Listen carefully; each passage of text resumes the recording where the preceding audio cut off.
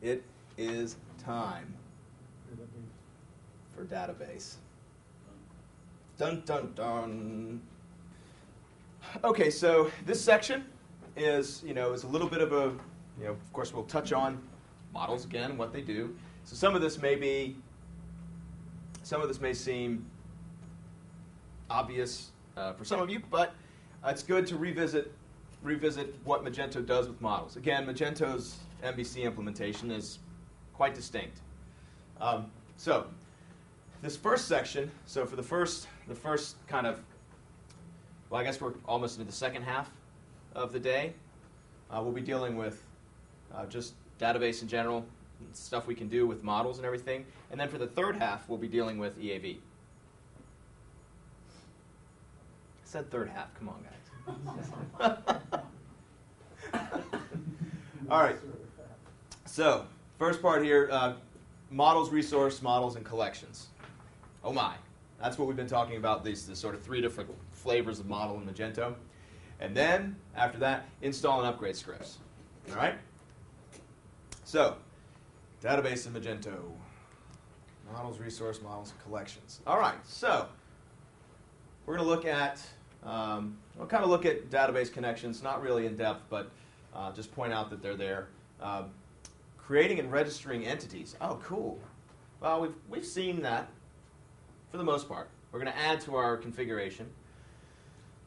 We're going to do what really matters. Yeah, loading and saving and information from the database or into the database. We'll look at also some filtering that we can do on these collections. All right, so again, MVC, typical design pattern for an application. Business logic. Business logic is mostly in the models and the view and only very lightly in the controllers. Like I said before, I'd like to notch out this over the controller because business logic is pretty much mostly actually in the view. Very, very, very light modeling. Business logic in the model. All right, so quick review. Storing data, entire entities. Well, that would be like what you do in a spreadsheet, or if you've ever made like a CMS system or anything. You probably had a table. Each row was the complete information about some entity. Yeah, I mean that's fundamental. And that's a big first step to take. So, how would we have access to that in Magento? Well, Magento uses this three-tiered approach for models. So the model, what we refer to as the model, kind of the entity model, that's the thing. Well, this gives us access to our create, read, update, and delete operations. And that actually is done through the resource model, because the resource model is the class that knows how to talk to the data store, how to talk to the database adapter, actually, to get information. So then we also have, thankfully, collections. And we have collections so that we can, in an object-oriented fashion, manage our collections of entities when they're grouped together. Just another layer for us to work with models in a different context. So Magento uses three different basic storage approaches. You have this simple model, and we've looked at this. So like core config data, like each record in there is a distinct thing. Core store, core website, or the URL rewrites. These are simple. So these are the same ones that we probably all experienced at some point in our lives, where that one row in the table represents the entire all the information about the entity. There's also some complex models. In this case, CMS pages, sales orders, sales quotes also aka like shopping carts. These involve more than one table to really get a complete record of something. So in this case, quotes and orders, for example, will also have references to items. So sales quote items, sales order items. So if you really wanted an order entity, you really want the information about the order, and you also want the information about the items contained in the order. So complex model just means we have maybe more than one table involved. And then we have the EAV model. Examples of EAV entities in Magento are products, categories, customers. These are a bit more complex because what we have is configurable attributes. We can add attributes to these entities in a very a fairly normalized and very object-oriented way.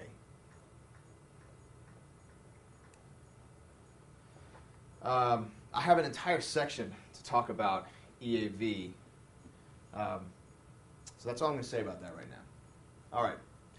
So we'll shift gears and actually look at data access conceptually. So this would be a basic, decent data access scenario. So you have your storage. In between your storage and your entities, you have some kind of adapter. So this way we don't actually have to have, say for example, raw SQL in here. We might have some sort of generic conceits that we'll use to talk to whatever database adapter. Theoretically, we should have our code here so that we could swap out this database adapter if we decide to switch database stores. This would be the worst.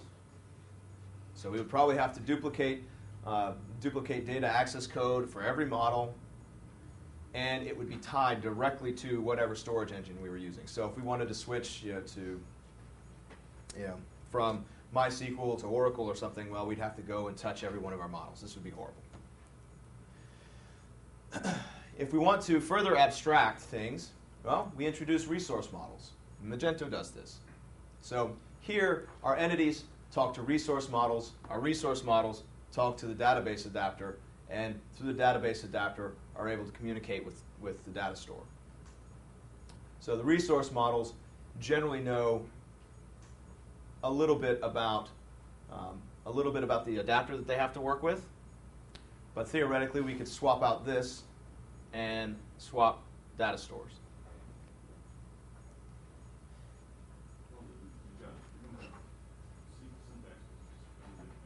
You can, and you would probably need to specify a different adapter to do that, and that's possible. You can specify different adapters for your model.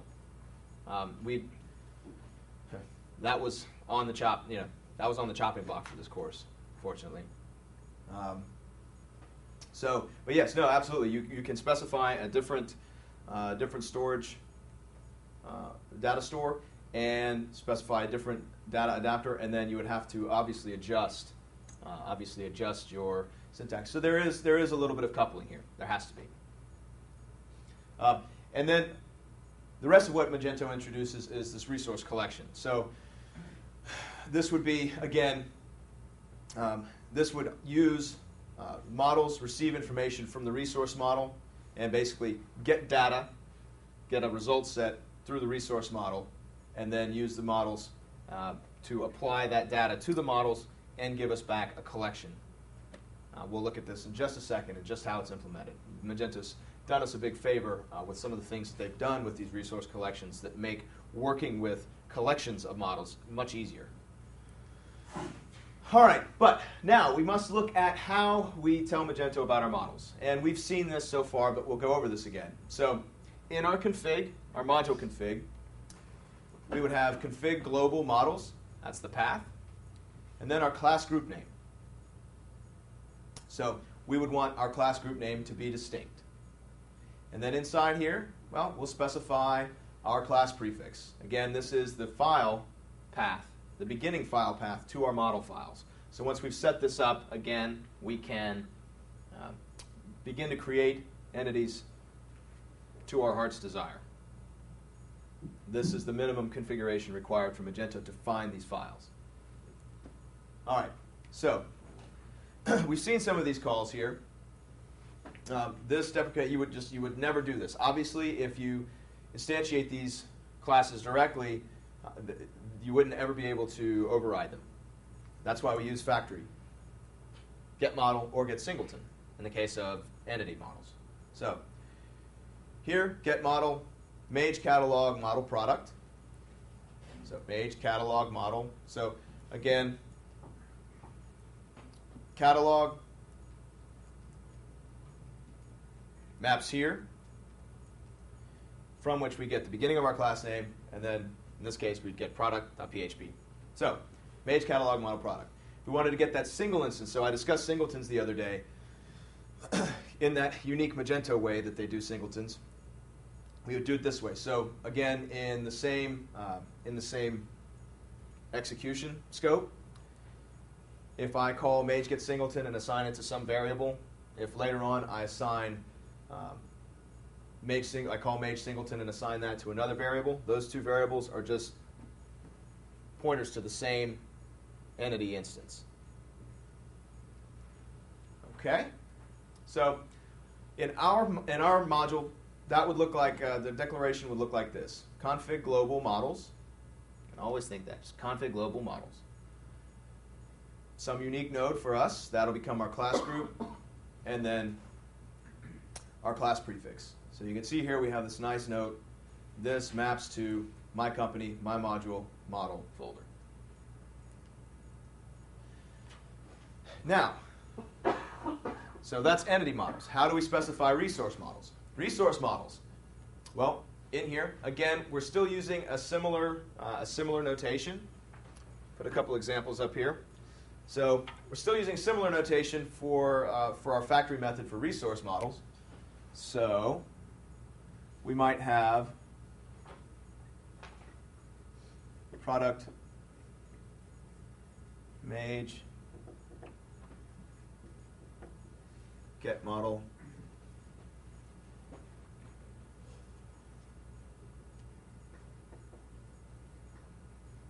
catalog product. And for a resource model, it's going to look very similar.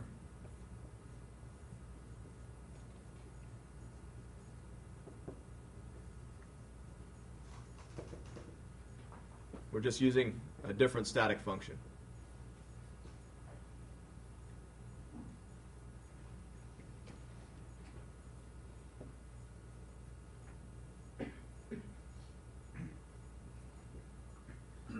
Conveniently enough, though,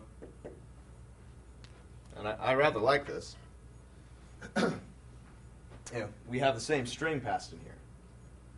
But here's the entity, and here's how we talk to the data store regarding our entity. So what this maps to, obviously these have to map to different places, though, because this is going to give me a different class than this. So again, this class group is used, catalog. The system will look for this under config global models, and then we'll look for a resource model node. And then this node here, or this string here, becomes another node adjacent, basically another model node. Okay? And then that, in turn, contains a class prefix so that we can get whatever the class prefix is, /product.php. That's all there is to it. Now, unfortunately, so both of these are EAB entities. So you might expect that there would be some sort of parity between the folder structure underneath them. There isn't. And I can't give you a good reason why. It's just different naming conventions. So here, resource models would point to, for example, Mage customer model entity. And for catalog, it's Mage catalog model resource EAB MySQL 4. A little cumbersome. Just a different naming convention. Okay. That was confusing for me at first. I assumed there must be some other magic machinery around that, and that's why we had to have this different structure here. It's not the case. So, yeah, and this is why. So this is simply what happened was whoever developed Mage Customer, they declared the resource model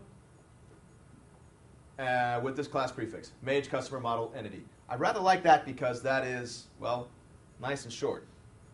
And then for catalog, it was just Mage Catalog Model Resource EAV MySQL 4. So a couple of things probably in operation here was there was a thinking, oh, well, we'll have our resources organized into regular and EAV flavors, and then we're going to have multiple storage backends, so we'll need to have different classes for those. But MySQL 4 is just a naming convention, again, and an unfortunate one. But the thing to take away from this slide would be, in this case, the system, if I say get resource model catalog product, catalog, we find config global models catalog, look for the resource model node, and then check in config global models catalog, catalog resource EAV MySQL 4 class prefix. That's how that mapping works. It's very, very similar, just an extra step. And just like with models, we have get resource model and get resource singleton. Would never instantiate directly. I suppose I don't need to say that because you won't see this used except with some core models. Generally because, for example, Mage core model config is instantiated directly because until you have Mage core model config, you would have no way of working with your factory method. Okay, so reiterating what I've said, resource model, Mage get resource model catalog product, that will return this class. So it'll return this part here comes from catalog, and then product comes from product. So look in catalog for the resource model node, find that node under models, and find the class prefix. This, of course, is everywhere in Magento. So if you have models and they are stored in database somewhere, you'll be doing something like this. We'll be doing this later. Now, damn, I meant to fix this slide. Right here on this slide, you see how entities is indented a bit. It's actually not a child of this class node. You can see it's closed out here. It's a sibling of class under our resource model node. So inside our resource model node, we'll have a couple pieces of information. We'll have our class prefix, okay? And then we have this entities node. And this is where we can declare the table names for our different entities. And then from this, you might expect that we would see calls. If I saw this list here, I would expect maybe to see get resource model catalog product, get resource model catalog category, get resource model catalog category product, and so forth. So this is the connection, and sort of an abstracted connection, this configuration of a table name with entities. And once we've done this, we won't hardwire these table names anywhere because, of course, it's possible to have table name prefixes. So we'll always access the table names through our models to find out to get the correct name. So that would look like actually through the resource model, we can simply call get table.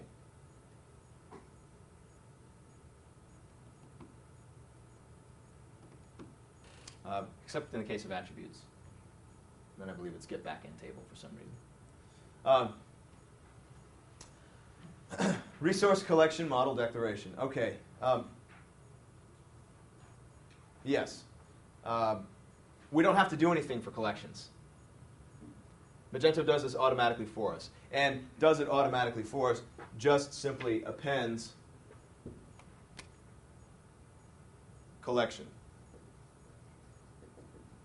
So catalog product collection would simply be catalog product underscore collection. This is just done in the code. And I believe the method that does this allows an argument to be passed in, but you would have to do some customization to be able to change this. So then what that means is that you would expect to find a resource model. You would find a file named product.php under our Mage catalog model resource EAV MySQL4 product. And then for the autoloader to find our collections, you would have a product folder that contains a collection.php. So that's how you can always find those files. All right. So let's talk about collections for a second. All right.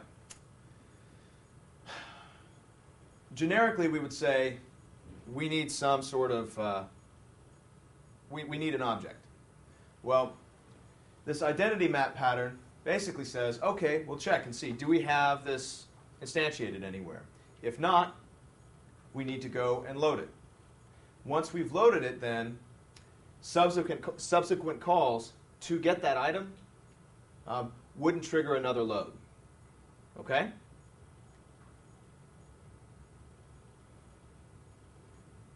Pretty simple. Saves overhead. Magento handles that for us internally. We don't have to set anything up for this to happen. Okay. This slide represents the things at one point. Generally, I think I'd prefer to see model, model, model, and just a straight line through. Because really, generally, models will have one resource model and one resource collection. I would change this, but I can't figure out for the life of me how to change this slide. I'm just not good at PowerPoint. I thought Magento was hard. Incidentally, though, once upon a time, all of the EAV entities in the system were actually kept in the same table. So categories were mixed in with products, were mixed in with orders, customers. That's why there are some EAV tables in your database that are empty, and that's where those used to live. But it became readily apparent that that was massively inefficient because of all the joins that have to happen. So again, the relationship, the thing to take away with this slide is that generally a model will have a resource model and will have a resource collection model. Once we set this up, this is defined in the code, so we need to go ahead and create another file. So basically 3 files that you'll need for your entity. You'll need the entity model file, you'll need your entity's resource model, and your entity's resource collection. And we'll be doing that in just a second. So, as many things as Magento does for us automatically, we do have to do a little bit of work when we create our files. So, and unfortunately, the methods are a little ambiguous. So, just take a deep breath. I'm just going to shove and kick and push a little more knowledge into your brains. And then, of course, once we get our hands on this stuff is when it starts to really feel much, much, much better and much more understandable. You guys will be Magento database experts by the time you leave here today. I hope. No. You should hopefully have a much better understanding of models in Magento by the end of the day. So it's actually very simple. Again, there's a lot of the ORM underlying all of this. There's a lot of power there, but we only need to do a very little bit amount of work to leverage that. All right? So let us start. Mage catalog model product. This is what we would be working with in our template. If we want data about the product, we would be dealing with this class. Okay? So in this class file, we have to call this protected function underscore construct. Again, this is not your PHP construct method. This is the one that, if you recall, Magento politely asks us to, at least in the block classes, override this instead of the construct. you must call this init. Okay? And when you call this init, what you pass in here for the string gets passed to getResourceModel. Okay? So that's how we connect this model with this. Why would we need to do that since the calls are the same? Well, if for some reason we needed to use a different resource model, that would be why.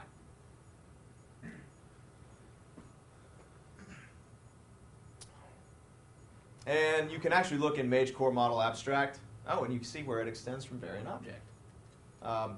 You can look at Magento Model Abstract for this init method, and you see init pass in the resource model, sets the resource model. Now, this is where the connection to the collection happens. Set resource model, you see it takes one argument here, okay? Set resource model here takes that argument, and there's an optional other argument if you wanted to change the collection name, but as you can see here, through this init method, you can't do this. So if for some reason you wanted to use a different collection name, you can, but you would have to override set resource model in your model. All right? I've not found a need to do that myself.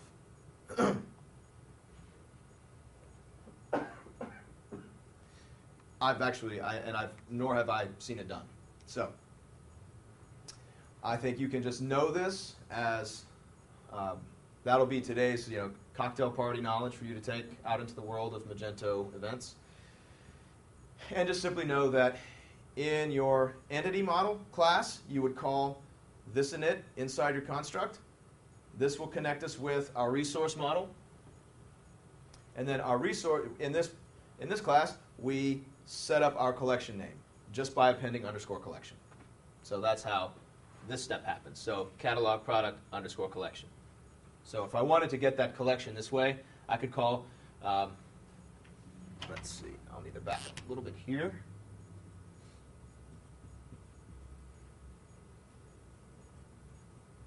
So product collection, Mage, get resource model, and then catalog product _ collection. See, it's actually, I mean, it's rather clean when you think about it. Catalog product, catalog product, catalog product collection. Any questions so far? Is it mandatory to have that underscore for all the functions? To have Underscore before the function? It is, yes, it is. If you didn't have this underscore and you just called an underscoreless construct, that method would never be called. What happens is in the actual PHP constructor, the double underscore construct in Magento Model Abstract, that will run. That in turn runs this protected function. So, what basically and the design there is that Magento does some functions of its own in the construct in the PHP constructor, and just gave us developers this to use, and they call it for us. There is a call this underscore set resource model now. So you're just calling that underscore function. So what if you don't have that underscore? If you don't have this here, then your model will not have a resource model. You would have no way of saving this to the database. There's no direct connection between this model, the entity model, the representation of your object in your application. No direct connection between that and the database. Which is absolutely fine for a transient model you're just using. Yeah, I mean, if you don't have any kind of if you are representing some sort of transient data exactly, and you don't have a need to store it anywhere, then you wouldn't need to define this. And once we do this, we've connected to our resource model, and we've specified the class for our collections. Now, we still have a couple more things to do. We have to connect our model and the collection. All right, so assuming that we've created our collection file, we've called our init method, and we've set up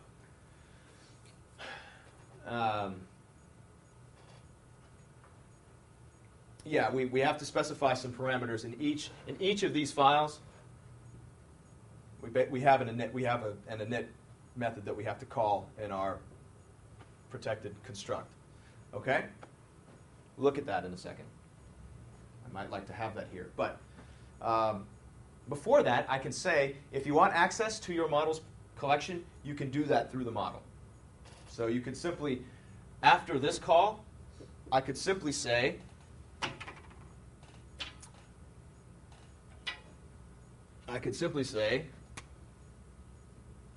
product,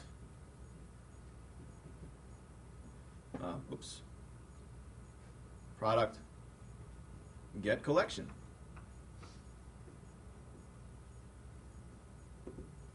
And that would get me a collection of my entities. And then if I were to perform an operation on that, my data would be loaded,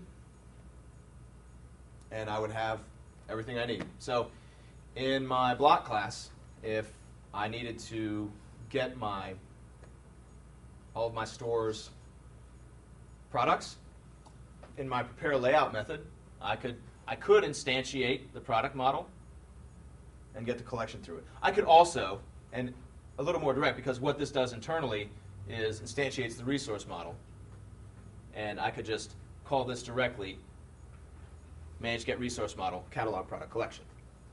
This would be the preferable way of doing it. Just save a little overhead. Okay, now this is a handy slide. You might dog-ear this in your book. This is just all model instantiation in all cases.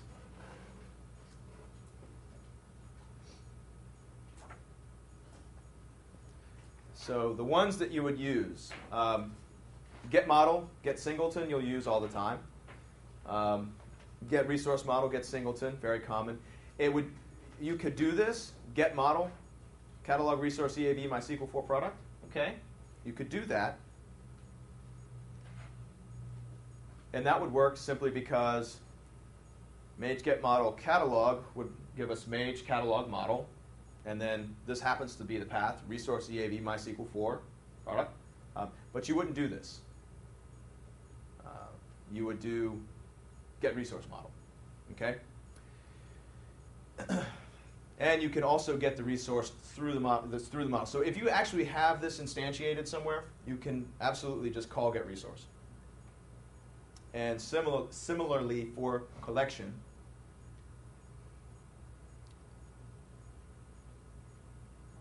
get resource model, catalog product collection, or resource singleton.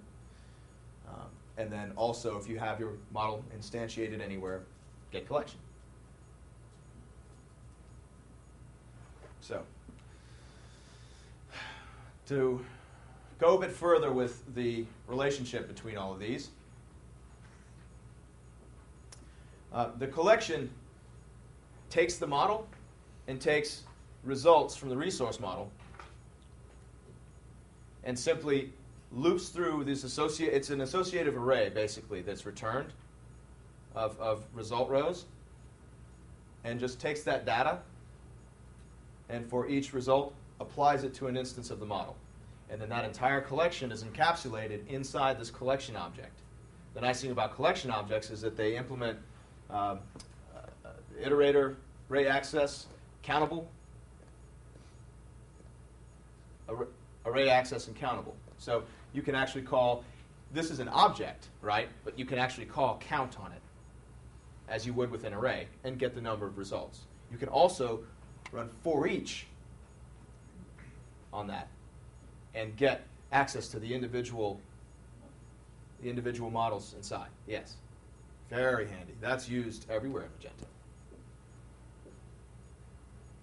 There were some, yes?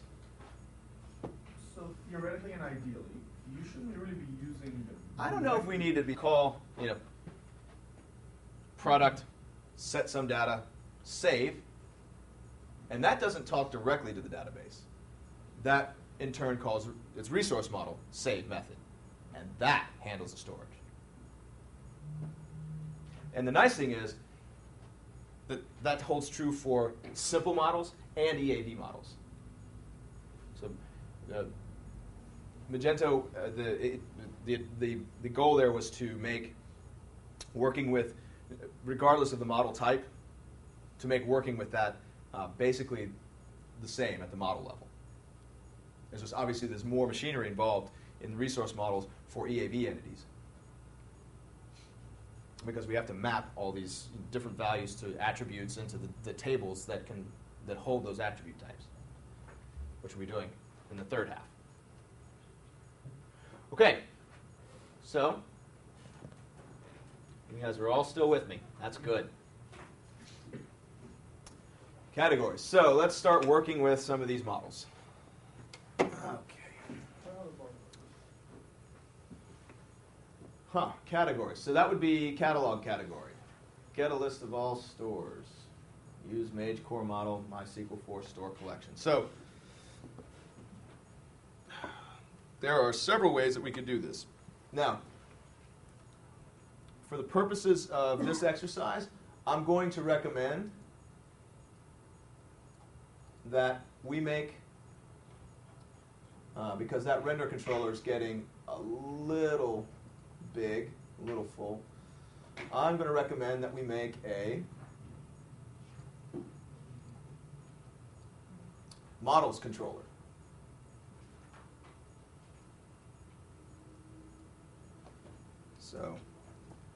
So under my controllers folder, I'll need to make a models controller.php file. Right?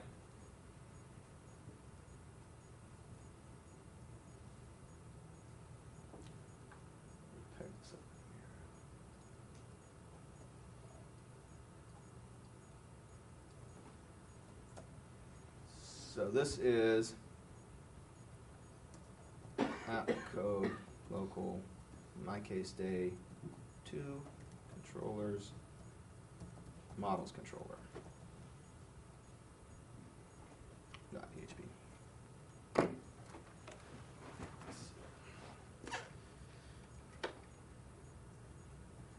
now I can say, all right, class. So we need our namespace and module name. We leave out the controllers directory and add our file name.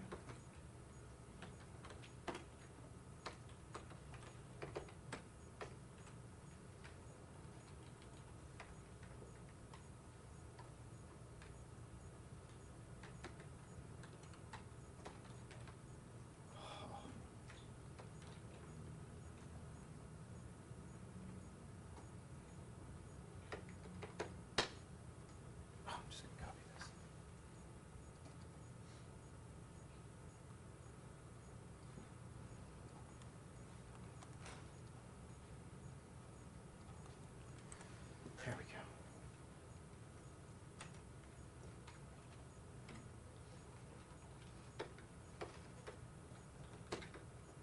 Okay.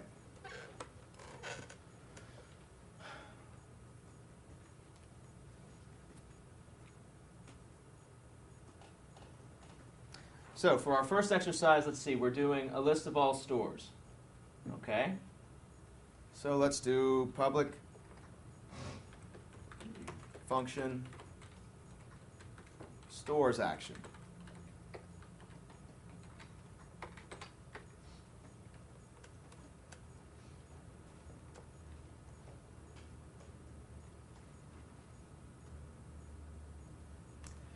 Now, let me see. We have to use the store collection. So what would that look like? Let's see. Mage core model MySQL for store collection. Well, so we see Mage core, so that probably gives us our class prefix, right? So we would say stores equals Mage get resource model. Okay, that's a good start. You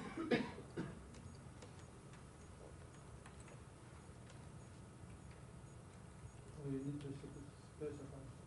Yeah, so I'll need, well, we're in Mage core, all right? So our class prefix is store. And then we've got this MySQL for store collection. Well, So we probably just have store collection.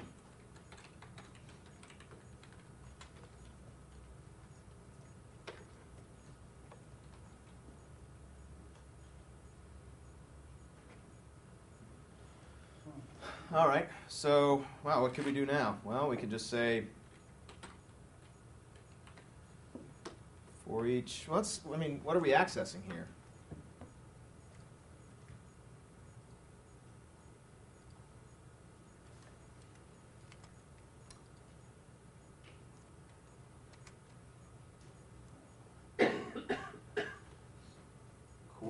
Core store table?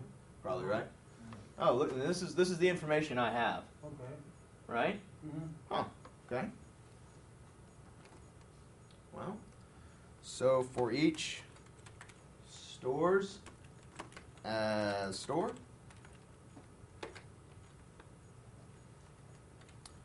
let's say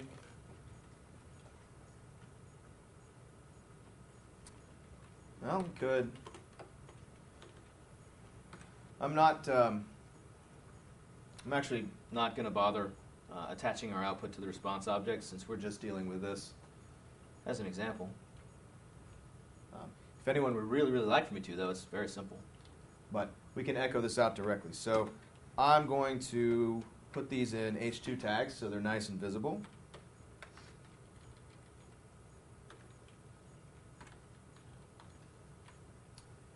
And I could simply say store get name. Because name is one of the columns. And then I could add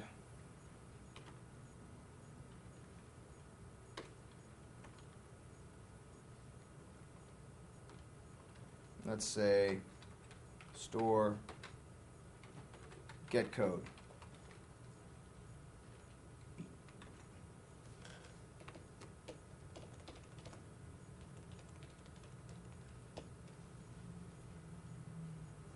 All right, so how would I get here? Well, I've got models controller, so most likely I could go to my front name. Mine happens to be custom. And I was using my render controller, but now I'm using my models controller. And, oh, this is my stores action.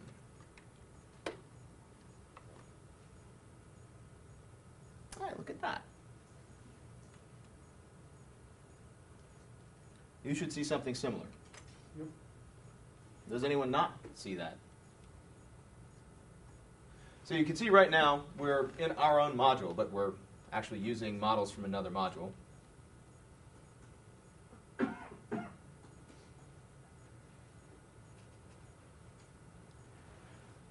So that probably, does this work for everyone? Not yet?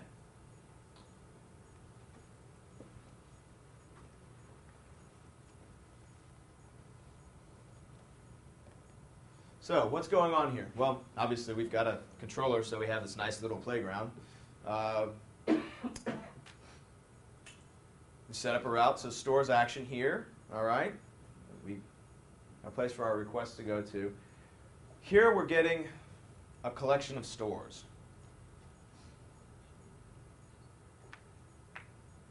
So if I were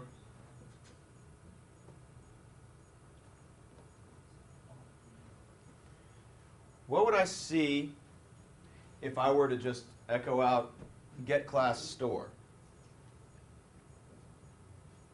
So stores is a collection object, and it contains models.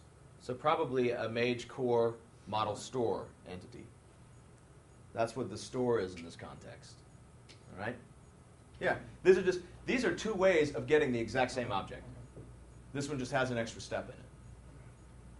Yeah, good job. So now, get name, get code. Why does that work? Well, let's look at Mage Core Model Store.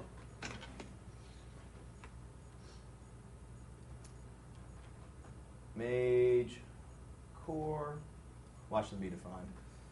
Model Store. let's see, what do we have? We have, oh, we don't have, okay, we have a get code.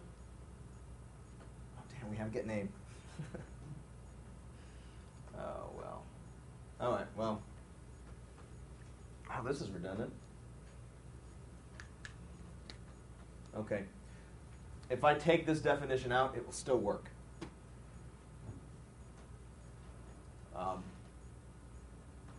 So let's pretend I've taken this out. So get name is undefined. Why would that work? Well, that would work because models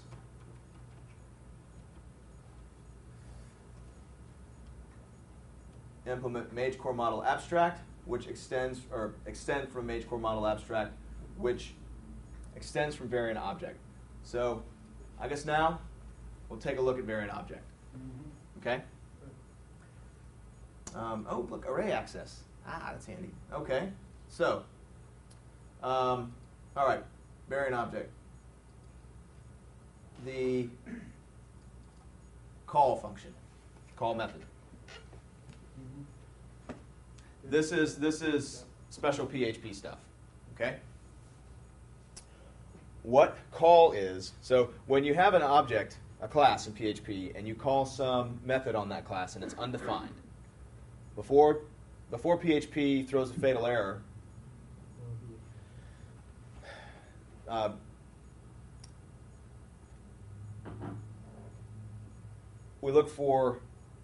PHP will look for this method being defined, _call.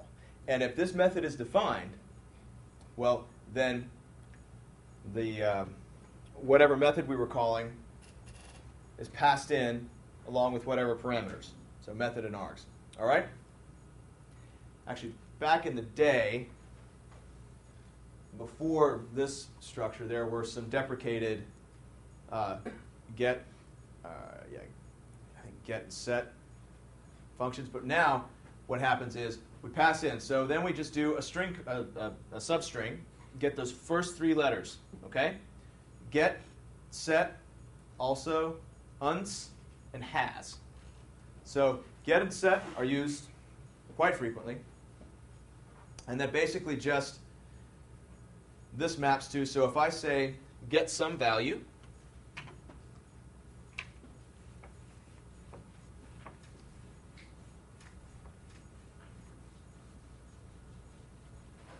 so if I say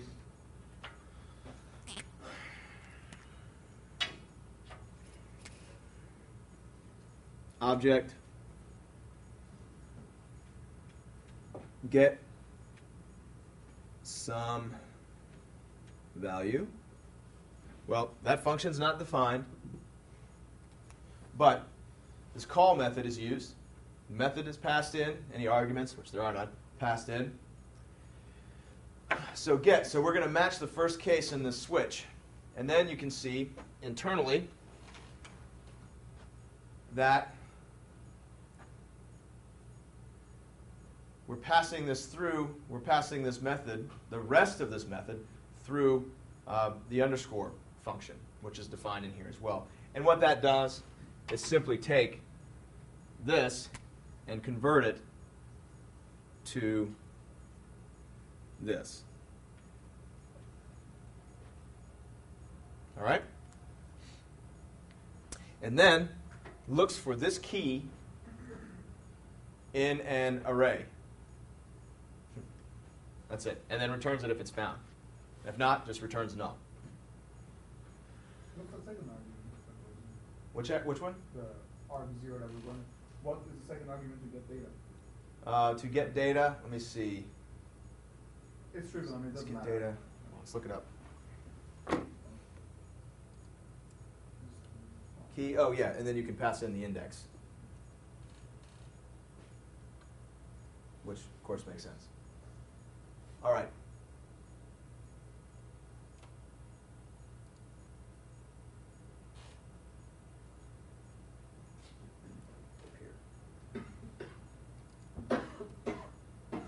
All right. So, and in a similar way, set uses this underscore function to set, you know, you could set some value would assign value here to this index. Okay? Unts will unset that data, and has is just a quick check to see if there's any data set. Returns, so it'll return a Boolean. So return is set to state a key. So, Ben, when you say, All right. So, what would that look like if we wanted to get the root category? So this is our next task here. Get the root category. Well, it'd probably be just as easy as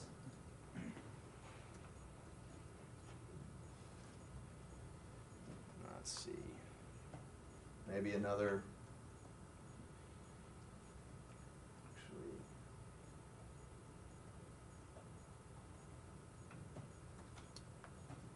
dash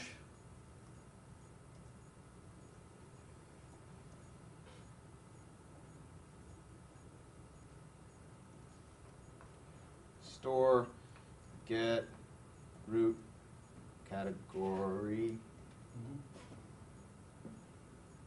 ID. Well, that'll give us our root category ID.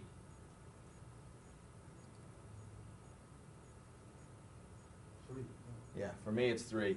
Those of you on the VM will probably have 2 root categories because you have 2 different websites.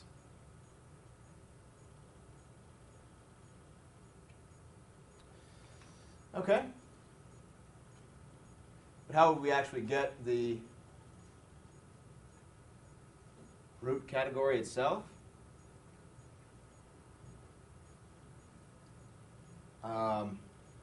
That category object? Well, let's see.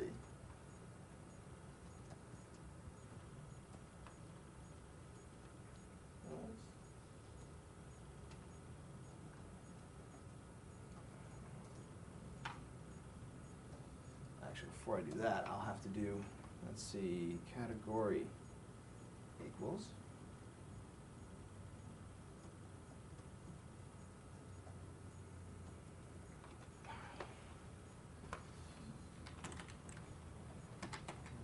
Age get model, catalog, category, load.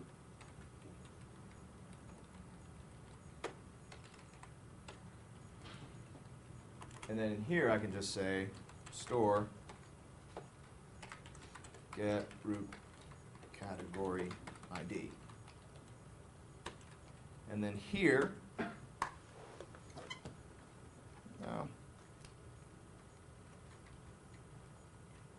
let's see, I can do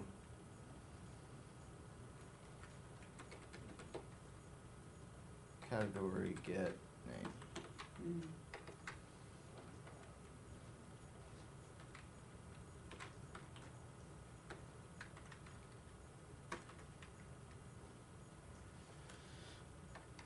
So to actually get the category object, I need to instantiate the category object, and then I call load, which for CRUD that would be read. And I pass in that primary key.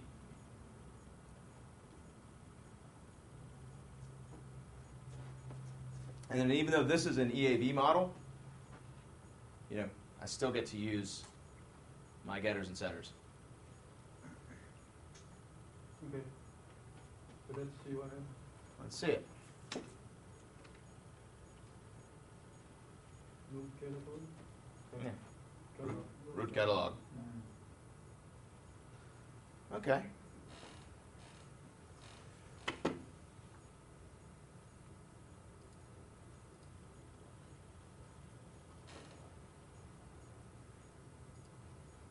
Now, for our second lesson here,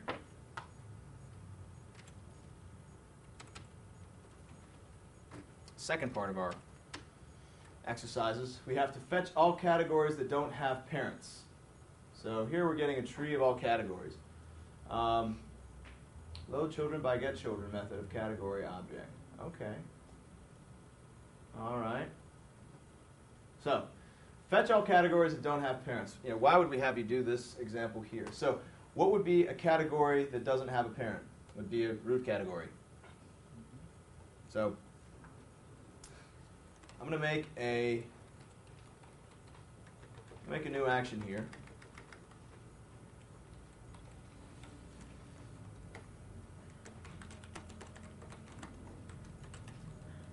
Categories action. All right.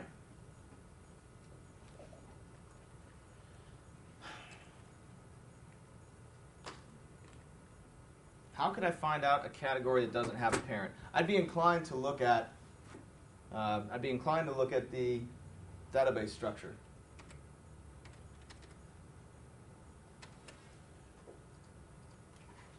So that would be catalog, category, entity.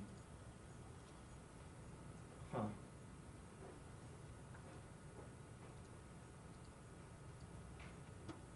Oh, look at that. Wow, it's interesting. Our name isn't in there because that's part of the EAB data store.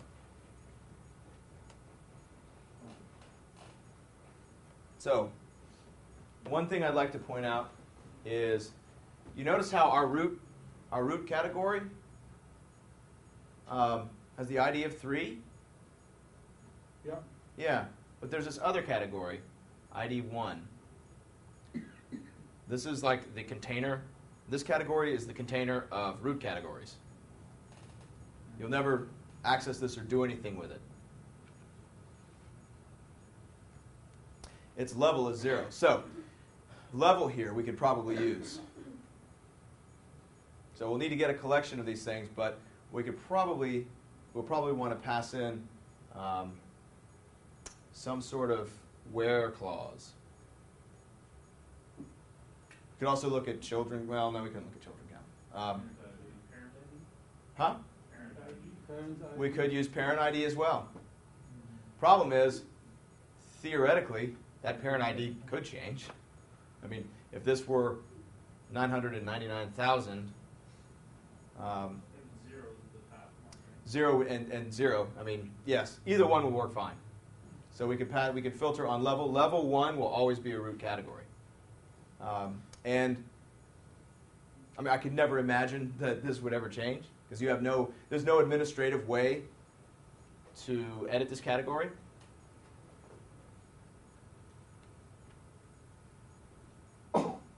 So what would that look like? Well, all right, so if we do,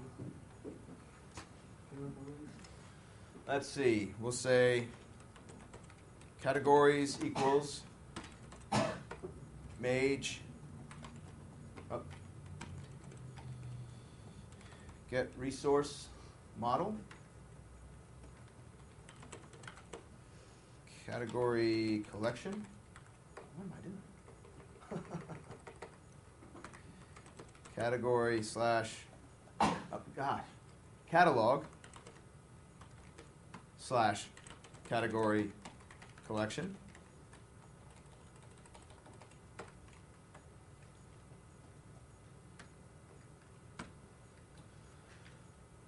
Okay, well, let me see.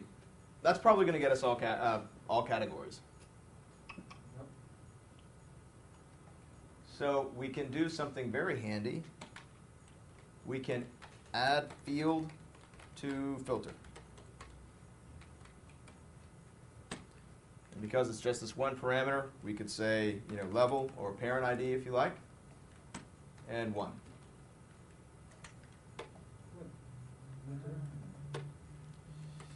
Now,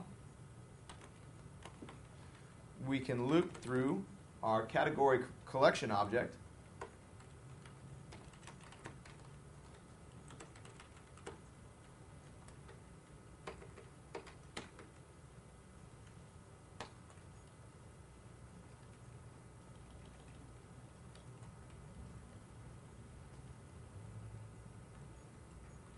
and we could do something similar.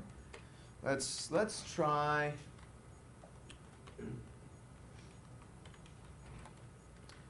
I'll do another H2.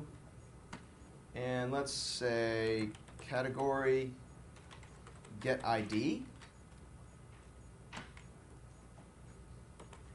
And do a dash here, and then we can say,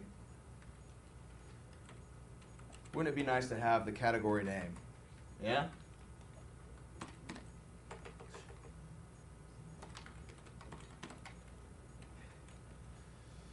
And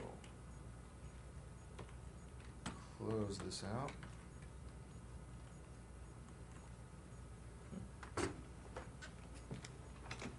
Probably not going to see the name, though. So,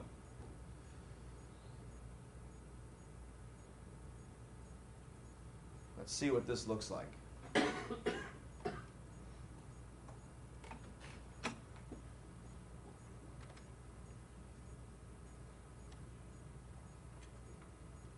Oh, not there.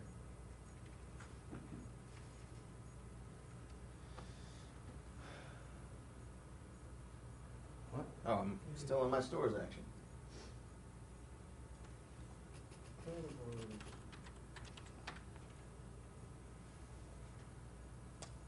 Damn. Why is that? Yeah. So until I actually load the full object, here, when I get this collection for EAV entities, I'm not doing all those joins. So what I get are just static attributes. That's what these are called for EAV entities. The attributes in the actual entity table. So this is the main record that this exists. And all EAV data is going to reference this entity ID. Well, if I really want that name in there, it's actually pretty easy. Again, Magento is very nice to us. And I can just say, because I only want the name, I can just say add attribute to select. And I can just give the attribute code.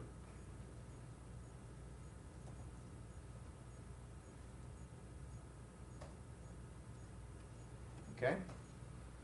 So, two very handy functions. And the second one, very handy for dealing with EAV entities. So, if I do this now,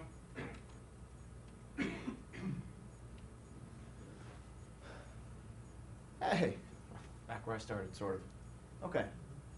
Right, right, and that's the exact reason that's the case is because we have to avoid those joins when we don't need them. Makes sense. Yeah, I mean if we were just counting the number of categories, well, we don't need all this extra overhead of joining all the different attribute values onto the object. The joins are very expensive. More clarification, that's the difference between flat and EAV because Yep. I have it a lot of And incidentally, when you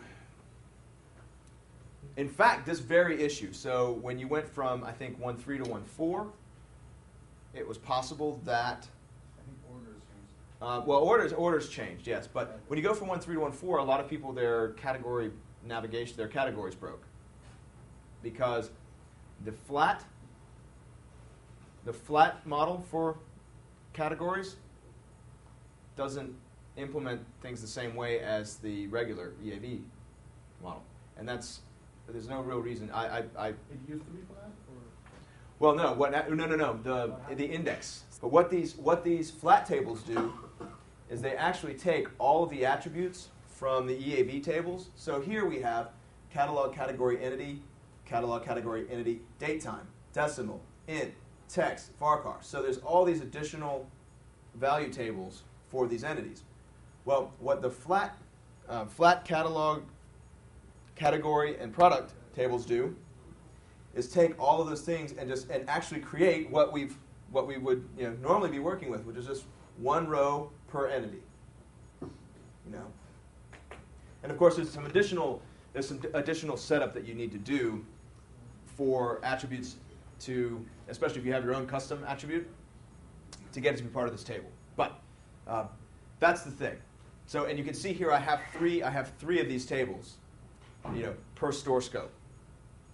And this is only if you enable it, obviously. Yes, only if you enable it, which you should. But you shouldn't? You should. Well, that's the problem we have. A lot of our customized code doesn't work. Ah. But that's presumably because you're saying the attribute never makes it into here because of. Yeah, if you have some custom attributes, yes, then you well, and it's not just. I mean, the configured attributes should work. Like if you were, for example, for catalog product. I'm in one category. Any attribute type. If you have a custom attribute type, you actually have to set up your storage model for that attribute. You actually have to define a few additional methods so that the system can get that attribute and then know what kind of, basically you define SQL instructions in an array, SQL configurations in an array inside that attribute, yeah, so that it can add it here. Those extra methods are actually only needed for select and multi-select attributes. So we should be able to test this output.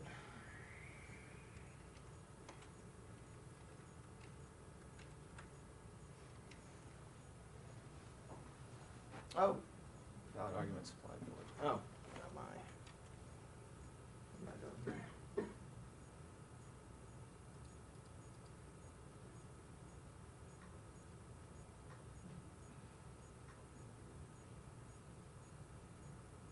I did this last time. I should probably check out what this getChildren function does. And I'll give you a hint. It doesn't return an array or a collection. So, let's see. So, Mage, catalog, model, category, getChildren. Oh, look at that. I'm returning a string. So what I could do is I could go in here and I could explode those back out and load them. That would probably be the good thing to do. So Why don't you just get resource sketches and would that work? What's that? Do you get resource sketches then? Yeah, I mean we saw what was going on in here. Get resource, getChildren. Like that? Yeah. So I mean I could say get resource model category. And well, I'd have to load that. I could get the children from this category.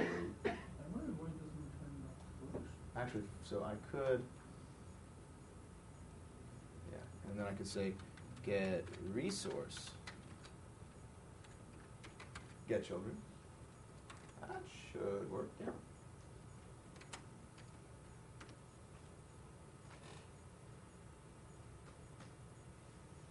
What do we have to pass in here? Oh, need to pass in that object.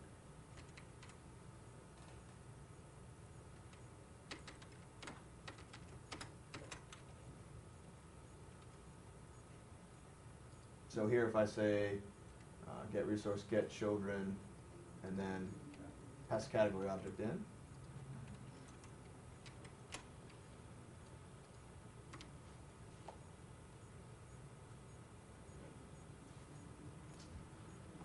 Oh, then I get a resource model. Yeah, that's not the right way to do this. I can simply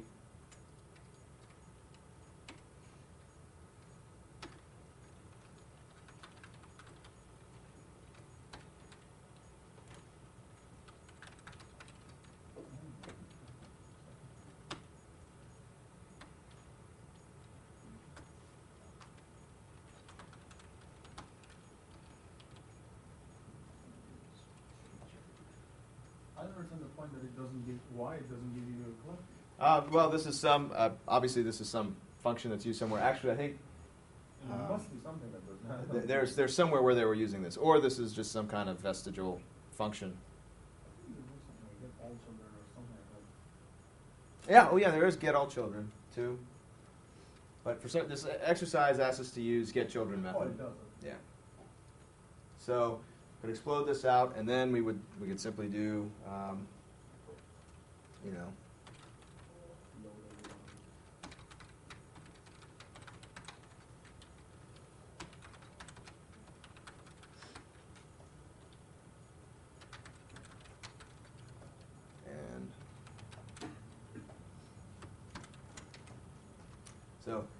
get the catalog category model, load. This would load the full data. I could also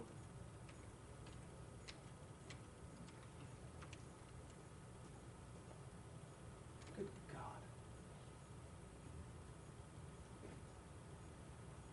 You need to change your for each. Second your for each. children ID, or it's showing. Oh, yes, I do. Thank you.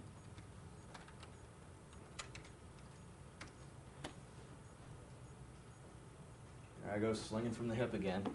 Okay. So now, oh, look at this. We've got all of the data about these things. So, fully loaded here. Furniture.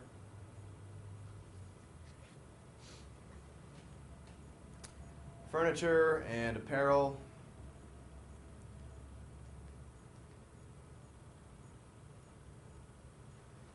Missing something here. I thought I had 3 children. I just have 2. And electronics, yeah. Okay. Yeah. So this method returns a comma-separated string of child category IDs. So here I'm just exploding it out into an array and iterating through. There's also a getAllChildren method.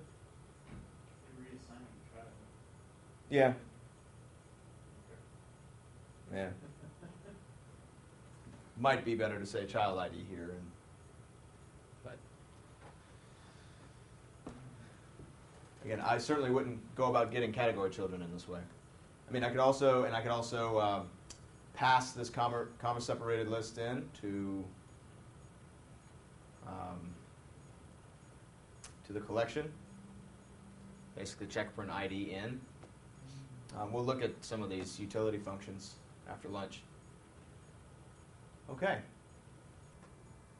Now we're moving on from the lesson. All right. So,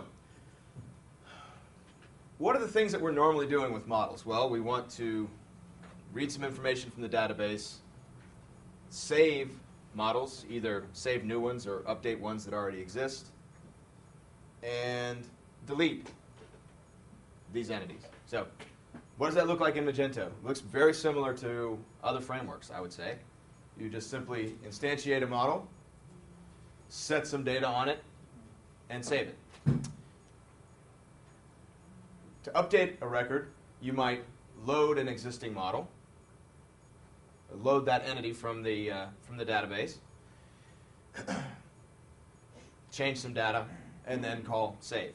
Now, these are obviously our entity models, and again, just as a reminder, these methods, save and delete and load, they actually work through that resource model. So if we go down here to the delete action, this is sort of a prototype of what it would look like. I'm not sure that this would actually work because I think there's probably some validation that would go on to make sure certain data were set. I'd have to look in the code to see, but I believe that's the case. So for the delete action, we actually are doing an extra step here. Here we're instantiating the category, loading it by primary key, and then calling delete. We could actually simply set the ID on the model without loading it using the setID method and then call delete. This would save the overhead of one category load. Variant object I discussed earlier at a different point. So as a refresher, when you call that non-existent undefined method from a class, PHP will look for the _call method to be defined. And in variant object, we just look at the first 3 letters of the function that's being passed in, and either do set, get, or has or unts, or we'll throw an error. So again, this is used all over Magento. So here's a flow of what it looks like, the relationship of all the various models in this ORM stack. So we have our entity models up here. our entity models will use the resource models, which in turn use VariantDB classes. So that's from libvariant. And then these use the abstraction, the database abstraction of the Zen framework. So we have a PDO adapter, and we also have SQL objects.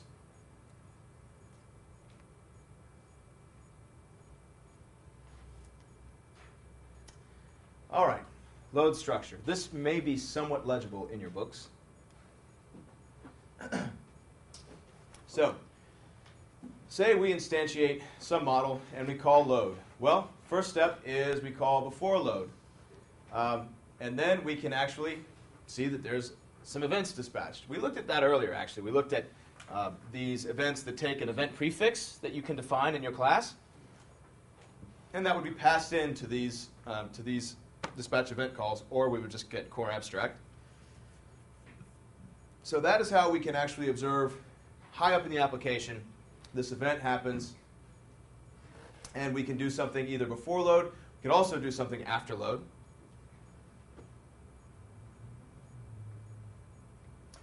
Actually, here there's two events. There's our generic model load before, and then our event prefix load before.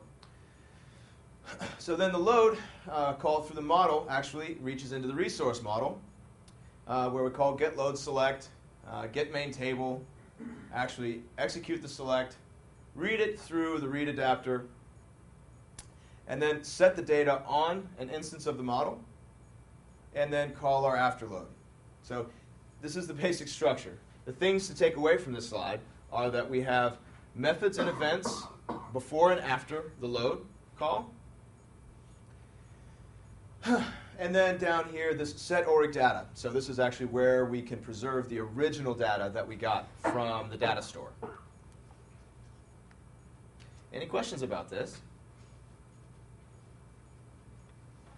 So depending on your need, you could use either these methods or these events to effect some kind of change or do some logging around the model load. So, this is the definition of load from Magento model abstract, from which all our models extend. So we call before load, get our resource model. Here's where we get our resource model and call load. So that's the connection between the entity model load and the resource model load. After this happens, we call after load, set oric data on our entity model, and we set this flag has data changes to false.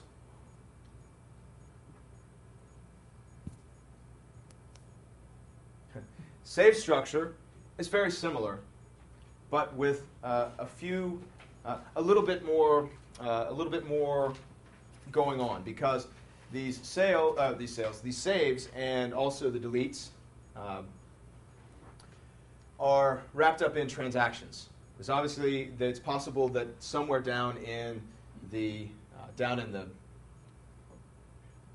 adapter, or somewhere lower than our resource model, closer to the database, we could throw an error. And if that happens, to A, be able to raise that error, and B, roll the transaction back. And I'm not sure how legible this is.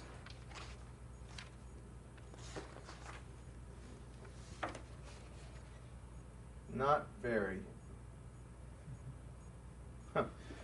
The important things to note is here we check has data changes.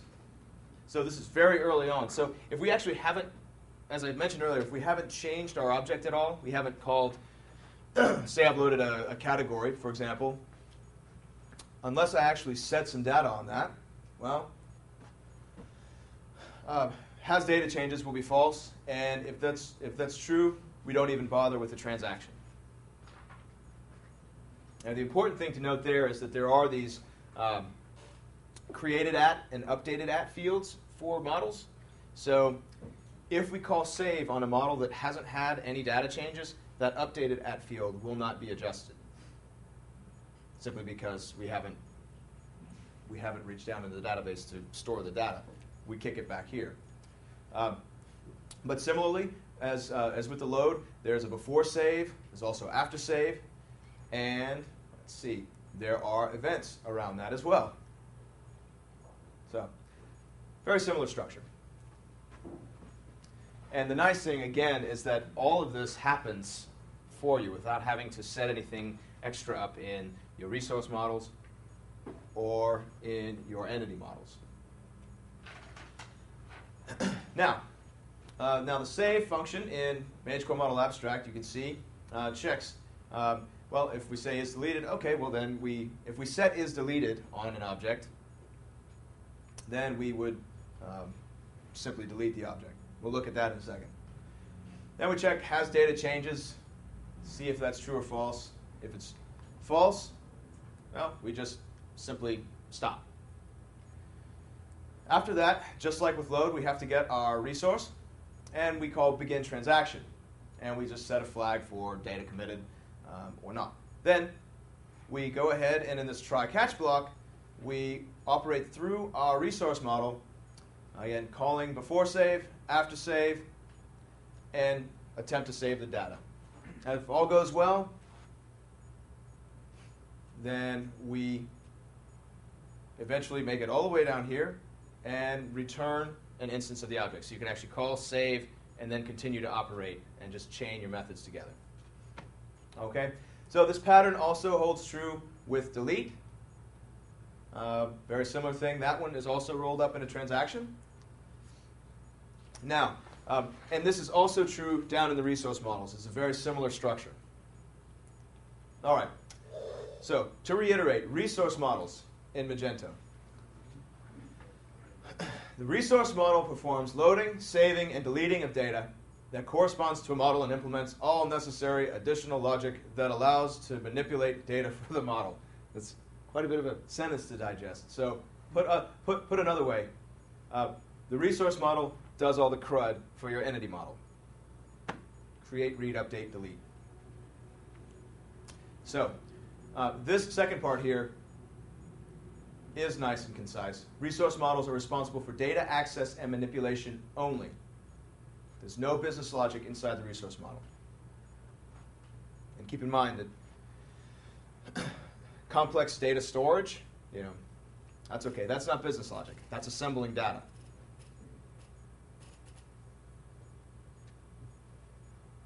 So here you can see resource models are responsible loading, deleting, saving. Resource models use two data access adapters. There's a read adapter and a write adapter. As you could understand, you would use the read adapter only for reading data, and you would only use the write adapter for writing data. Now, all right. I have no segue, so I give you this. All right. These adapters, in the context of an install or an upgrade script, which we look at in the next lesson, it's a this. Actually, it's really, and these would be that SQL folder in your module, and then the folder under that. All of those install and upgrade scripts. That's where you would see this. And actually, the convention is not to use this, but instead to alias this with an installer variable, which we'll look at. So, inside of resource models, you can call these protected methods this get read adapter or this get write adapter. So this will basically give you the adapter that's being used to access your data store. From resource models, if you need to call that publicly, you call get read connection. Notice the difference that I can't explain to you. Get read connection versus internally you would say get read adapter. That's simply how it was built. Inside, anywhere in the application, we can always use the core resource model. So we'd simply call get singleton core resource and then get connection, and you simply pass in the string default read or yes. Now, from this, we can basically do operations directly with the database. Oftentimes, this is not necessary. mainly because if we need to effect some change to the database, well, we would use install scripts, in which case we're already operating in this scope. And if I ever hear of any of you putting SQL in a template file, and then whereas you are able to handle data storage and assembling and joins, etc., in resource models just through utility methods that you can create, it's very rare that you would need to use this outside of the context of an install or upgrade script, which we will be building shortly. Okay, so now that's the model layer. Now we have to get down into the resource models. Well, it's more of the same, essentially. Similarly, we have load, save, and delete. And internally, though, we have to do a little more work. We need to find out what our ID field is. And this is passed in actually through an init call. And then, in the case of a load, we get our read adapter, get our load select, fetch row. We've probably seen fetch row calls before. And then, if we have data, well, we instantiate our, we've passed in our objects, so this would be our entity model, and we call set data on it. Take that associative array, press it onto our object, and that's it. And internally here we have this protected afterload method. Okay? So this is a flow chart for that. Certainly a little more readable. But yeah. So there is an afterload for the entity model, and then there's an afterload for the resource model. Save, just as is the case with, let's see, as is the case with the entity models, a little more involved. So it's possible. Certainly, one of the things of note here, again, we have before save, and we'll have an after save, and then we have these serialized fields call and unserialized fields. So some data in Magento is actually, if you look at the columns in the database, for example, configurable product options. If you look at the records of those items in the database, you'll see that it is serialized PHP data, so string representation of objects stored. Yeah, that's not beautiful, but it also does save a good bit of overhead. Another table to join. Let's see. Yes, and I should point out that the nice thing is we don't have to know this to call save on our entity and actually get our data stored in the database.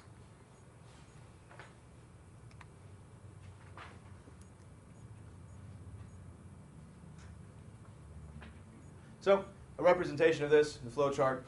I like these. These are a little more readable. So internally in here, we are also using a transaction. We have a before save and an after save, and we just simply issue a query to the adapter. And delete, also very much the same thing. Very similar structure, okay? And so a look at the resource model methods that are fired. So after load, before save, before delete, after delete. So in the resource model, we don't have a before load, but we do have the before load for the entity model. But, yep. And always in here, we actually have the entity that we are, on which we're operating, or with which we're operating. So, again, you could use these as utility.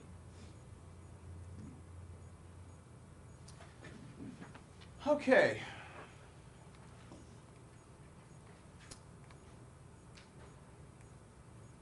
Variant data collection. Implements countable and iterator aggregate. So this is actually how we have access to call count on collections and, for example, we can call for each on those collection objects because they implement these PHP libraries.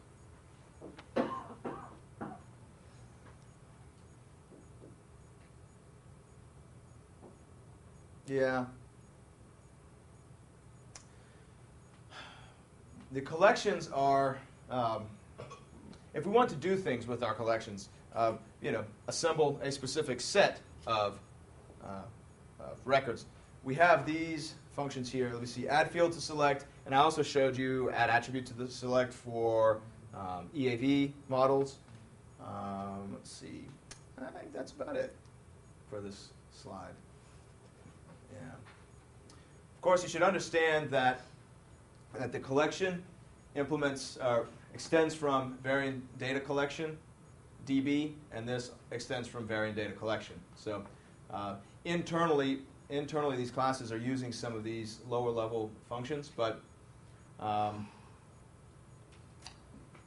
yes, I don't want to go into those because I'll show you how we use these actually at the resource model layer.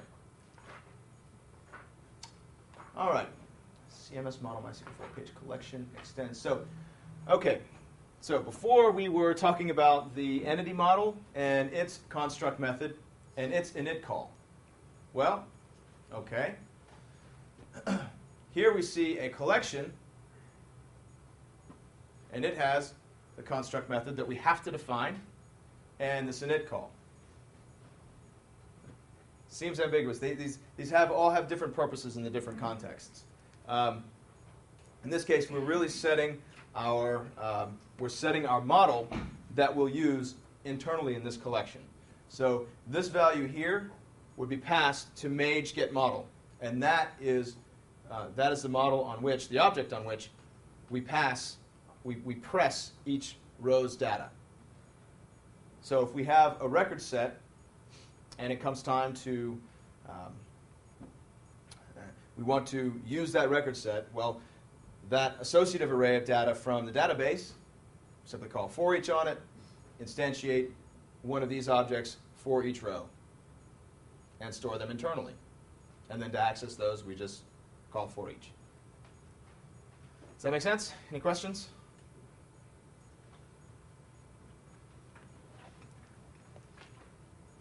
All right, so loading. Loading is expensive. So once we've loaded our records, we only want to do that one time for any given object. So Magento down in the collections and through variant data collection. We implement this lazy loading pattern. So lazy loading is a concept that I think is prevalent in pretty much any ORM, any framework.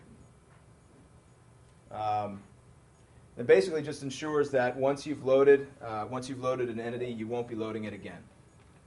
There's no need to, and that's that identity map. You mean fully? Once it's been loaded fully? Loaded fully, yes. Yes.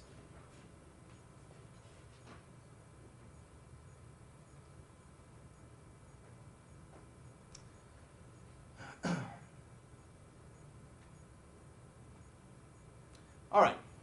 We used this earlier. Add field to filter. So, what this does is add field to filter maps to where.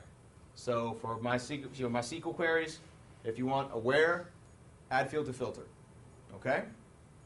So once we have a collection, we can do this. And here we're saying, okay, where code like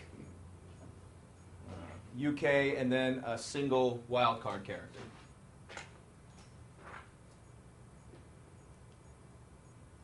I rather like this slide.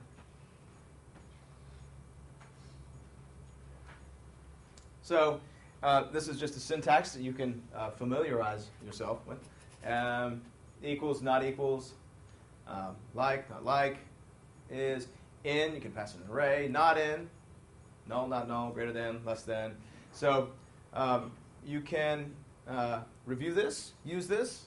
We probably won't be doing anything. Yeah, we won't be doing anything too complex with this, but just know that it's there, okay? And that's your, just really remember, add field to filter maps to where clauses. Now, add bind param, let me see. So down at variant data collection DB, where would this file be located? Yep, lib variant data collection db.php.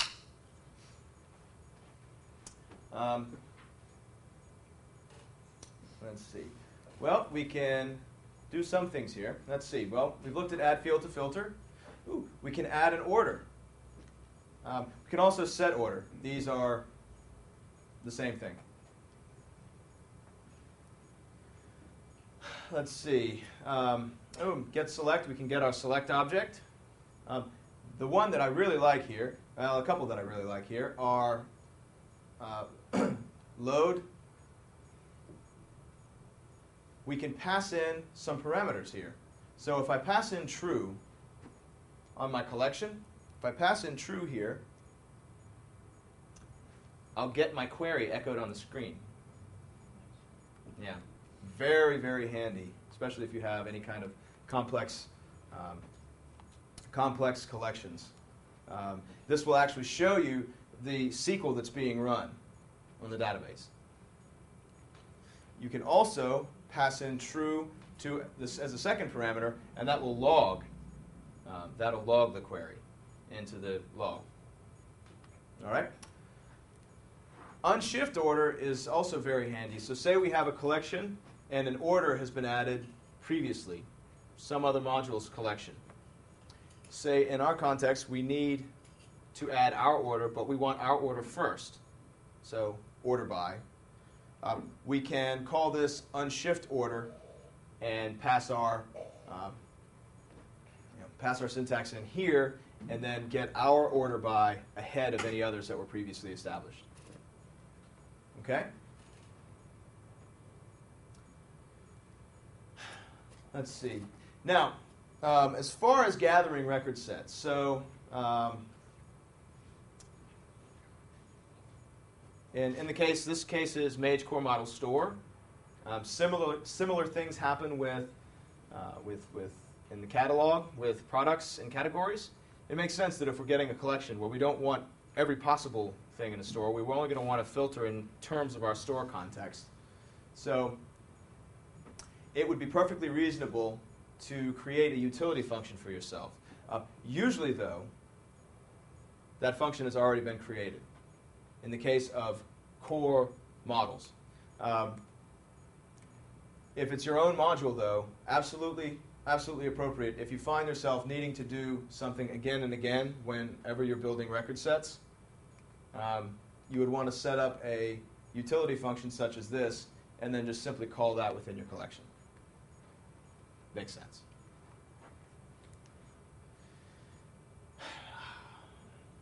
This may be the most profound slide in the entire course. So, say we have created a collection of objects. Well, how would we save them? We could loop through each of them and get access to the entity model and call save, or we could just call save on the collection. This is actually what Magento does. This is internally in the collection.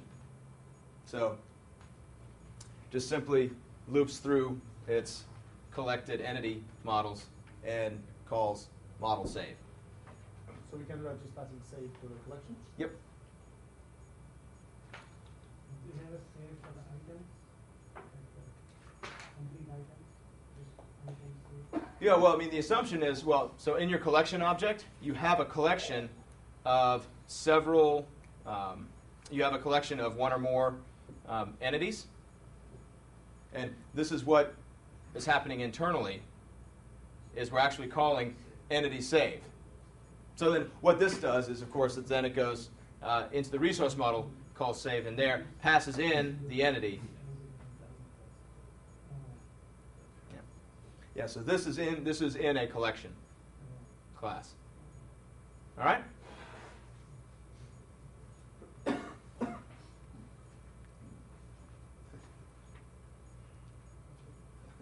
Okay, that's that. Now, break. Sessions.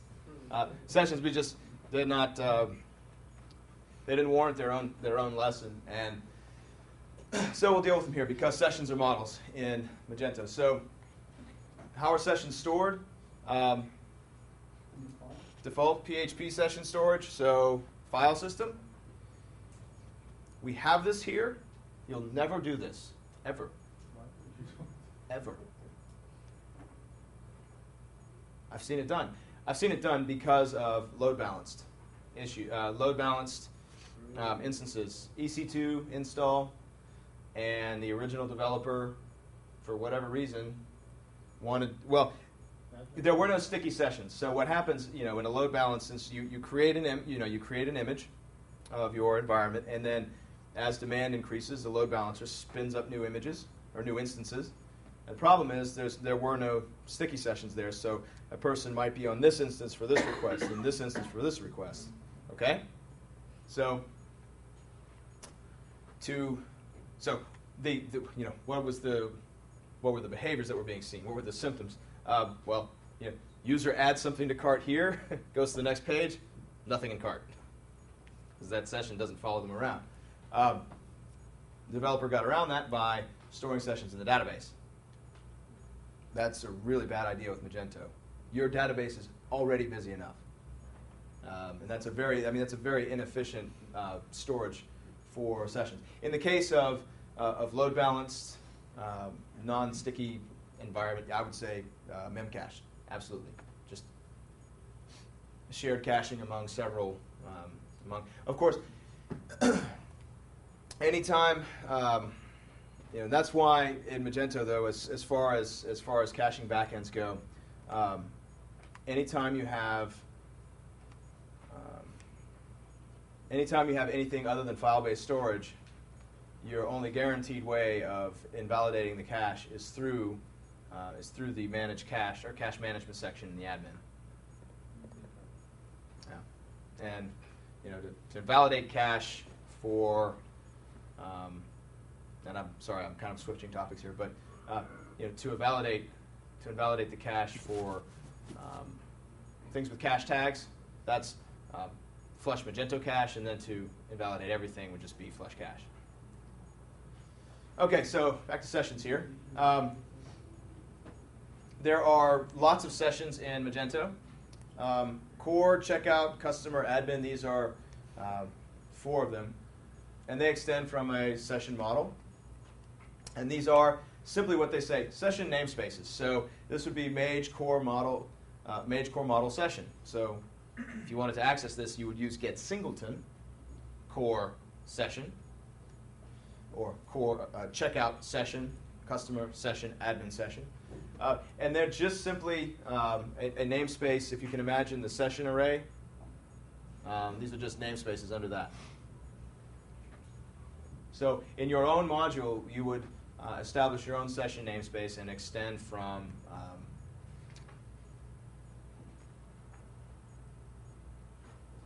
I believe core session. And I believe when the session functionality, you don't have to do much more. Like register the session. Yeah, let's see.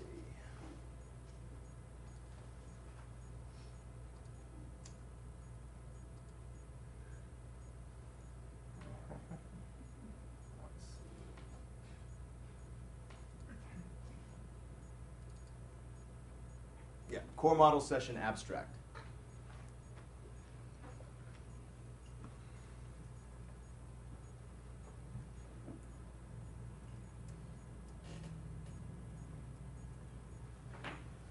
So what is the difference between when the users log onto a web, the application create a session ID for a user? Yeah, when they're first there, they're going to have a core session, okay? So the session ID is equal core session. Well, no, it's the object. I mean, that's not the session ID by any means. That would be Session ID would come from PHP. But what this is a namespace. So you're familiar with the session array in Magento? No, This? no, Magento, PHP. Yeah, I'm sorry, yes, PHP. So, Yeah, SSL. so, well, these are simply, I mean, effectively, these are subarrays. Okay. So, and we would have, core and checkout. And then these are themselves arrays. Okay? So, again, just a namespace. Yeah. So, but obviously, if I have, my cart is going to be in my checkout session. So I wouldn't instantiate customer session to find out my cart, or admin session to find out my cart. The adapter for the sessions, if you want to get the session object, always Mage get singleton. we want the one that the application's already using, not a new one. Saving data to the session, you would just, well, it's just like any other model. You could just call set some value and shove your information right up there into that object. Now, and this was what Savan, I was talking about the other day. We have this modified getter value, or getter to get the value. We can actually call, in this case, Mage get model, have an HTML session, right? So from here we can call session get some val and pass in this true, pass in a flag. If this is set to true, this would return our value from the session, but it would also unset it in the session. Which in my case would be scary because it may not be output and I might want to keep it. Yeah. Well, that's nice. Yeah. Usually when you save data in a session, Mm-hmm. you need to use some kind of session API, right? Well, you'd use the object to save the data. And in this case, These are models. This is core session, checkout session. So Mage get singleton core session is going to return an instance of Mage core model session. So just like any other model, I can set data on that. but that session have a unique name, right? Mm-hmm. Okay. But the application handles, how does that persist between requests? I mean, the application, associates this with our session ID from PHP. So, as far as our access to get data in and out of the session, is just through variant objects, through the getters and setters. Okay, and here starts your final lesson, or your final module. So, a couple of notes about this module. First, we think the name is brilliant because you guys are all training animals. No. Day 4. So, Training animal. we are actually, you could say, okay, for my class group name, I could use training, little t, little a, training underscore animal. Just to keep things simple, I'm going to use just training as my class group name. Okay? That way I can say Mage get model training / animal. So, class, since we're all experts in this now, how do we go about creating a module? Don't read it from there. Okay. Yeah. Add etc modules. Right. Module registration file. That lives in app etc modules. Why do we add that first? Register. Right. That's where the application goes to find out about modules. So we'll need app etc modules, and then we might say training underscore animal dot xml.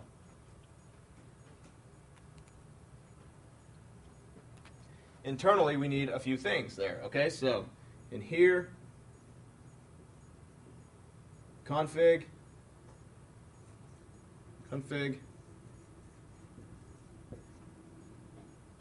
and then modules.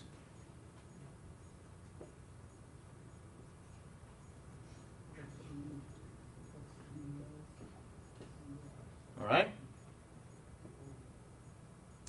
And then in here, the node that we'll want, of course, since we want training/animal, so we'll use training as a namespace and animal as a module name.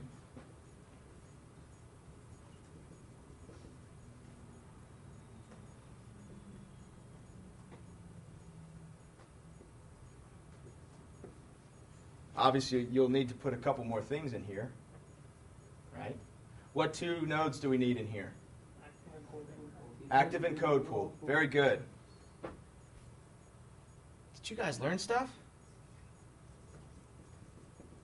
So active and code pool. And remember, there's a big P in that pool.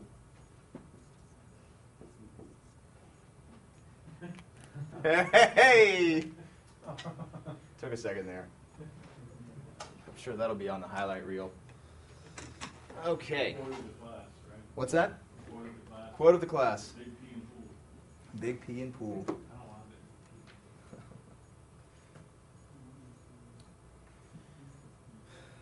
All right. And then, of course, after we create this file, we'll need to create config file. Very good.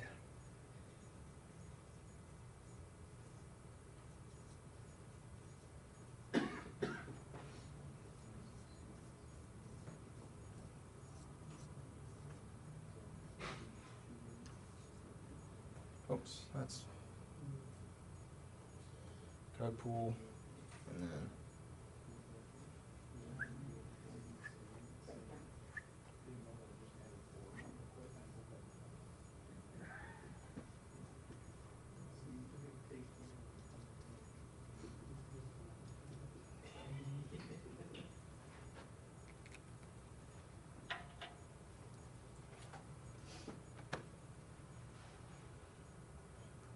so after almost 4 days of this, how do we know where this config file goes? Well, app code, whatever we have for our code pool,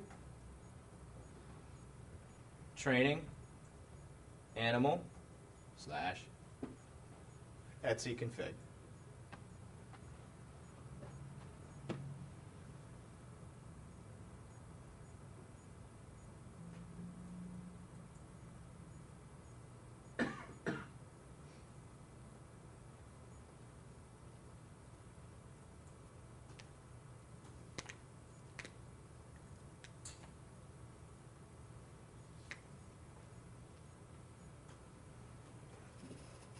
Model folders be? Well, training animal model MySQL 4. So under here, let me see, training animal. Let's see, I will use my powers to make model MySQL 4. Okay.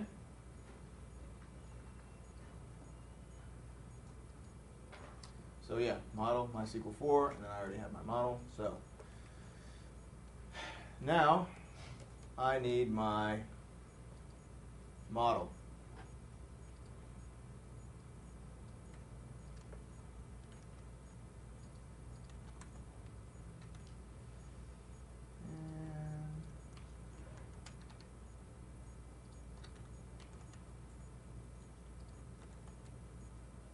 Okay.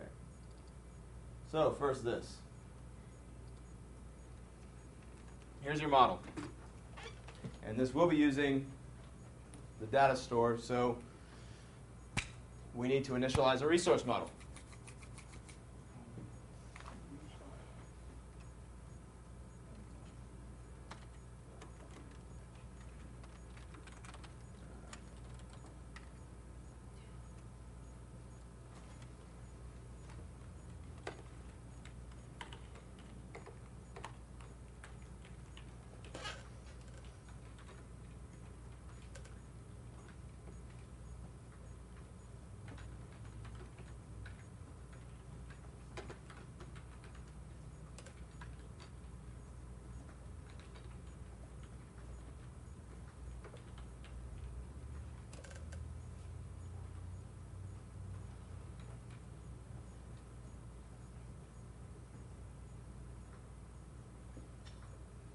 Okay, those of you ready to move on? We then need to make our resource model.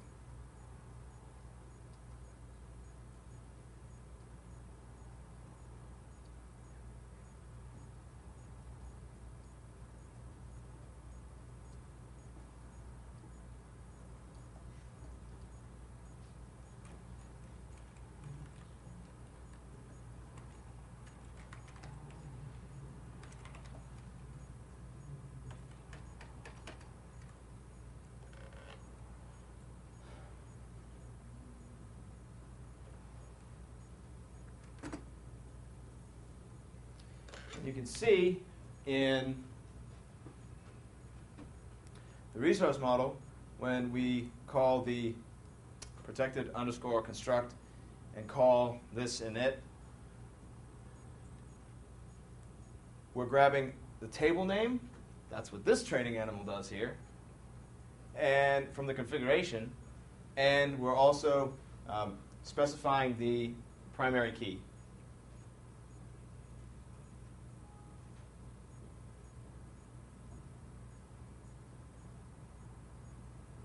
All have this construct init requirement, okay? But they all do different things. In the case of the entity model, we're specifying the resource model. In the case of the resource model, obviously, the resource model has to discover where to look in the database. So uses uses training animal, again, same string we've been using, to look into the configuration to find the correct table, okay? And also needs to be made aware of what the primary key column name is. So in the configuration,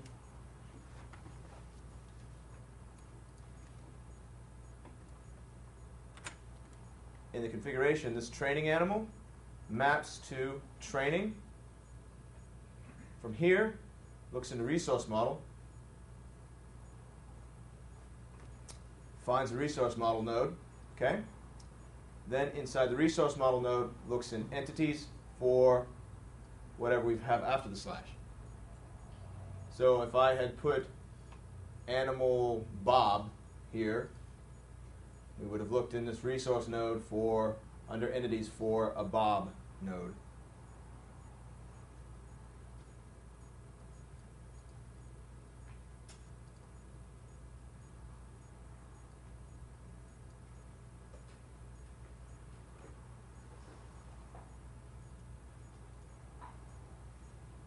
So that would be not just for seven.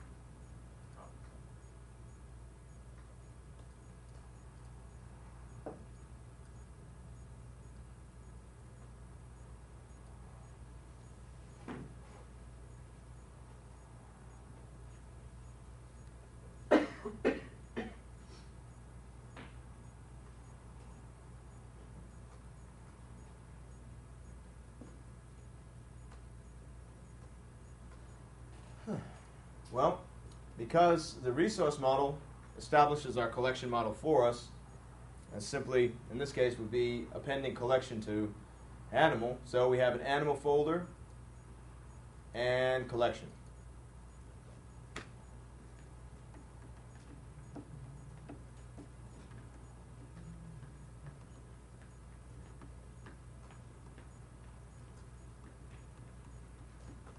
So we want to have a collection folder and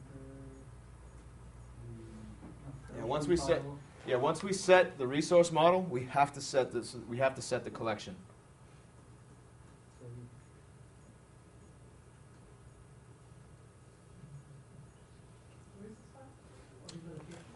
animal. The location is right here. Animal. The location is right here. Training, animal, model, MySQL 4, animal, collection.php.